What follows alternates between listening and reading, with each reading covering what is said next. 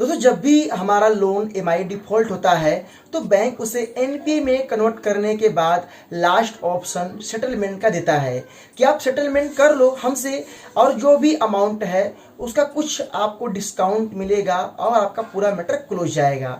But यहाँ पे काफ़ी लोग सोचते हैं कि हमारे सिविल में क्या प्रभाव पड़ेगा। तो चलिए इसके बारे में आज हम पूरी इंफॉर्मेशन आपको बताने वाले हैं। तो नमस्कार दोस्तों, मैं ही प्रदीप दुबे। चलिए शुरू करते हैं। दोस्तों मैं आपको जब भी आपका लोन अगर बैंक से या कंपनी से डिफॉल्ट होता है तो आपका जो अकाउंट है 3 मंथ से लेकर 6 मंथ के अंदर वो एनपीए हो जाता है। बैंक आपको लास्ट ऑप्शन देता है कि आप सेटलमेंट कर लो। यहाँ पे कुछ लोग ये सोचते हैं कि अगर सेटलमेंट करेंगे तो हमारा जो अकाउंट है क्या वो एनपीए हो जाने के बाद अगर हम पूरा सेटलमेंट करते हैं तो हमारा मैटर तो क्लोज जाएगा, बट हमारे सिविल में क्या प्रॉब्लम होगा। यहाँ पे काफ़ी लोग ये बातें सोचते हैं, बट बैंक उन्हें विश्वास दिलाता है कि आपके सिविल में कोई दिक्कत नहीं होगा।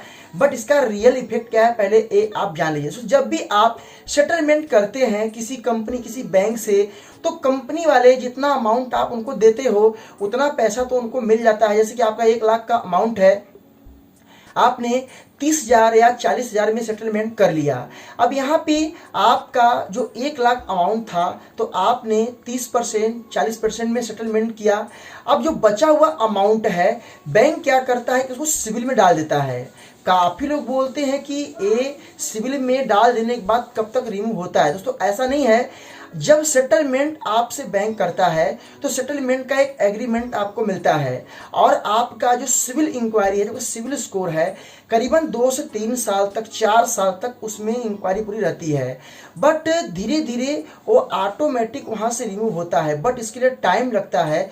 जो लोग के मन में ये डाउट है अगर हमारा सेटलमेंट हो जाने के बाद हमारा सिविल कभी सही नहीं होगा, तो ऐसा नहीं है। सिविल आपका सही होने में टाइम लगता है, बट याद रखना अगर आप भविष्य में लोन लेने के लिए सोच रहे हैं तो बैंक से सेटलमेंट ना करें, क्योंकि सेटलमेंट से आपको बहुत सारा नुकसान हो सकता है। सेटलमेंट एक ऐसा अमाउंट है जो कि काफ़ी उसमें डिस्काउंट दिए जाते हैं कि बैंक सोचता है कि ये तो पूरा एकदम डूब चुका है, एकदम भगोड़ा बन चुका है, कुछ भी इसके पास नहीं है, तो उस हाल में कुछ अमाउंट मिलता है, लेके अपना कुछ पैसा सूल कर लो।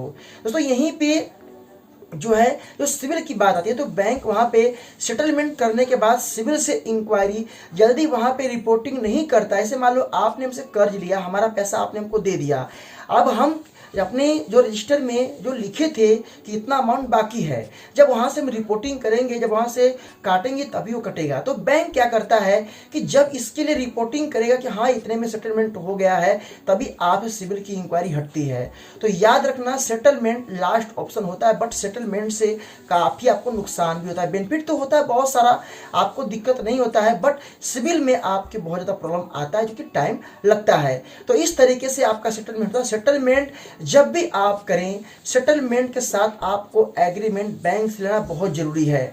अगर बैंक आपके सिविल से इंक्वायरी नहीं हटाता है, जो पेंडिंग अमाउंट को रिमूव नहीं करता है, इस हाल में आपको आरबीआई को ट्विटर पे जाकर ट्वीट या तो ईमेल या तो उनका कंप्लेंट फॉर्म को सबमिट करके सेटलमेंट जो लेटर है उसके साथ आप उन्हें सेंड करो, वहां से आपकी पूरी सपोर्ट की जाएगी। टाइम लगता है बट आपका ये प्रॉब्लम क्लियर कर दिया जाता है।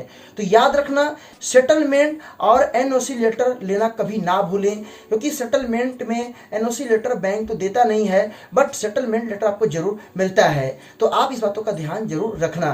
तो यही मेरा था वीडियो बनाने का मकसद। वीडियो कैसा लगा इसे लाइक जरूर कर देना, दोस्तों में शेयर कर देना, आपके मन में क्या ख्याल है कमेंट करना। फिर मिलेंगे नए वीडियो के साथ, तब तक के लिए जय हिंद, वंदे मातरम।